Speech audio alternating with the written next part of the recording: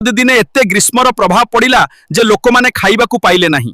समस्ते जगन्नाथ मंदिर आगरे हे महाबाहु बोली प्रार्थना कले। सही समय रे माँ लक्ष्मी तांको भक्त मानकर दुख सही पारिले नाही ओ प्रभु जगन्नाथ को प्रभु एमाने दिन भर श्रम करी आसीचंती, केही चासी केही श्रमिक केही माँ समस्तंक पाखरे महंगा भोग न थाए। सेमाने कौन खाइले आपणक स्नेह अनुभव करि परिबे?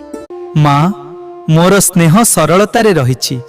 घरे रहिथिबा गतकालीर भात थोड़ा दही अल्प पानी और लुण यहाकू जदि श्रद्धारे मिसा जाए सेटा होची दही पखाल आउ यहाकू खाइले मन तृप्त हो जाए और पेट शांत हो। एते सरल खाद्य रे एते शक्ति प्रभु, यह केवल तुमर असीम कृपा जहा द्वारा ही सामान्य भोजन समग्र सृष्टि को शक्ति प्रदान करू।